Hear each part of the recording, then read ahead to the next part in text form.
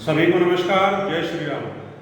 मैं आदेश शंखधार, जिलाध्यक्ष अंतर्राष्ट्रीय हिंदू परिषद जनपद रामपुर। जैसा कि आप सभी अवगत हैं कि हमारे द्वारा निरंतर जहाँ जहाँ सरकारी भूमियों पर दबंगों के द्वारा अवैध रूप से कब्जा करके अपना पक्का निर्माण कर लिया गया है या फिर अपनी दबंगई के बल पर बहुत सारी ऐसी संपत्तियां हैं सरकारी जो कि आरक्षित श्रेणी की भूमियां हैं, जिनको किसी भी दशा में किसी भी व्यक्ति के द्वारा कभी भी कब्जा नहीं किया जा सकता। उसी क्रम में आज हम बात करेंगे जनपद रामपुर के तहसील शाहबाद का एक गांव है नदना, और वहां की एक गाटा संख्या है 132, जिसका कि कुल रकबा है 0.2350। खाद के गड्ढे की 6/4 की भूमि है। श्रेणी 4 जिसे कहते हैं आरक्षित श्रेणी की भूमि, और खाद के गड्ढा जो होते हैं वो जन उपयोग की भूमि होती है। उस पर किसी भी दशा में किसी भी व्यक्ति के द्वारा कभी भी कोई कब्जा नहीं किया जा सकता। लेकिन बड़ा ही दुर्भाग्य का विषय है कि वहां पर कई ऐसे लोग हैं जिनके द्वारा बड़ी बड़ी जगह घेर करके अपने आलीशान मकान बना लिए गए, और हल्का लेखपाल के द्वारा धारा 67 की कार्रवाई अमल में लाई गई। न्यायालय तहसीलदार महोदय शाहबाद से उनको बेदखल करते हुए जुर्माना लगाया गया।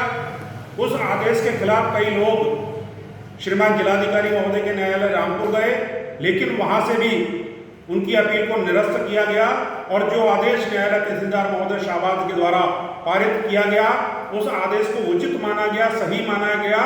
लेकिन उसके बावजूद भी आज तक खाद के गड्ढे की जो भूमि है उसका कुल रकबा है 0.2350।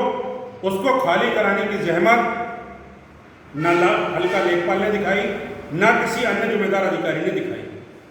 आज वो सारा प्रकरण जब निकल करके आया है तो हमने उस गांव का नक्शा निकलवाया है, प्रमाणित नक्शा CH 41 और 45, जिसमें कि ये प्रमाणित होता है कि हाँ ये भूमि पिछले किस श्रेणी में दर्ज थी, वो भी हमने निकाला है। इसमें खाद के गड्ढे की भूमि खाद के गड्ढा करके ही दर्ज है, ऐसा ये पेपर प्रमाणित कर रहे हैं। आज हमने इसी संबंध में श्रीमान तहसीलदार महोदय शाहबाद, श्रीमान उपजिलाधिकारी महोदय शाहबाद, श्रीमान जिलाधिकारी महोदय रामपुर, श्रीमान आयुक्त महोदय मुरादाबाद मंडल मुरादाबाद, उत्तर प्रदेश सरकार के माननीय मुख्यमंत्री जी, भारत सरकार के माननीय प्रधानमंत्री जी और जन सुनवाई पोर्टल के माध्यम से इस शिकायत को रजिस्टर्ड किया है, और अपने सभी जिम्मेदार अधिकारियों से आग्रह किया है कि जो आरक्षित श्रेणी की भूमि है उसको दबंगों से अतिशीघ्र कब्जा मुक्त कराया जाए, जिससे कि आज आप देख रहे होंगे हमारे भारत सरकार, हमारी उत्तर प्रदेश सरकार चाहती है कि हमारा भारतीय किसान, भारत का किसान जैविक खेती की ओर मुड़े, प्राकृतिक खेती को करे। लेकिन वो करे कहाँ? एक तो पशु पालना नहीं चाह रहे हैं, और पशु अगर पालें तो उनका गोबर कहाँ डालें, गोबर की खाद कैसे बनाएं, ये बहुत सारी समस्याएं कहीं ना कहीं हो रही हैं। प्राकृतिक खेती सिर्फ यही मुख्य कारण है कि जिस गांव में खाद के गड्ढों पर अनैतिक रूप से कब्जा करके पक्का निर्माण कर लिया गया, क्या वहां पर खाद बनाना संभव है? इस विषय को लेकर भी मैं अपने जिम्मेदार अधिकारियों से निवेदन करूंगा कि आप जनहित की जो भूमि है, आरक्षित श्रेणी की भूमि को अतिशीघ्र कब्जा मुक्त कराइए। उसके संबंध में हमने जो नाम है, अभी वीडियो में हम सार्वजनिक नहीं कर रहे हैं, लेकिन पत्र में हमने लिख करके दिया है।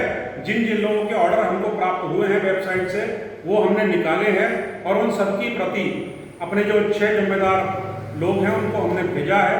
और आपसे हाथ जोड़ करके हमारी विनती है कि अतिशीघ्र आरक्षित श्रेणी की भूमि जो खाद के गड्ढे की भूमि है ग्राम नदना में, उसको अतिशीघ्र कब्जा मुक्त कराया जाए, ऐसा आग्रह हमारे द्वारा किया गया। कुछ जो हमारे वहीं के एक शिकायतकर्ता हैं श्रीमान विजयपाल जी, आपसे भी 2 शब्द मैं जानना चाहूँगा कि गाटा संख्या 132 जो खाद के गड्ढे की भूमि है, क्या जिन लोगों ने वहाँ पर मकान बनाया है उन लोगों के कुछ और पुराने मकान गांव में मौजूद हैं, उसके बावजूद भी अनैतिक तौर पर वहाँ कब्जा करके अपनी मंजिलें जैसा कि विजयपाल जी ने बताया कि उनके मकान पूर्व में जो पैतृक संपत्ति है वो गांव के अंदर मौजूद है, लेकिन वो लोग उस संपत्ति को छोड़ करके वहां ना रह करके, या कई लोग ऐसे जिन्होंने उस अपनी पैतृक संपत्ति को बेच दिया लेकिन आकर के सरकारी संपत्ति पर कब्जा कर लिया। ये बड़ा ही दुखद है। मैं आग्रह करूंगा अपने तहसील साहबाद के प्रशासन से कि आप अतिशीघ्र इस विषय को गंभीरतापूर्वक लेते हुए इसकी जांच कराइए, और बाकी तो जांच इसमें हो ही चुकी है। जब बेदखल किया गया है तो जांच भी हुई है, जुर्माना लगाया गया है, उसके बावजूद भी खाली ना होना ये बहुत बड़ा एक क्राइम हम इसको कहें, अपराध कहें तो कम नहीं है। इसलिए अगर जो व्यक्ति अपराध कर रहा हो, जो माननीय न्यायालय के आदेश की अवहेलना कर रहा हो, उसके खिलाफ और कठोरतम कार्रवाई की जाए, ऐसा मेरा निवेदन है। आप सभी का बहुत बहुत धन्यवाद। नमस्कार। जय श्री राम।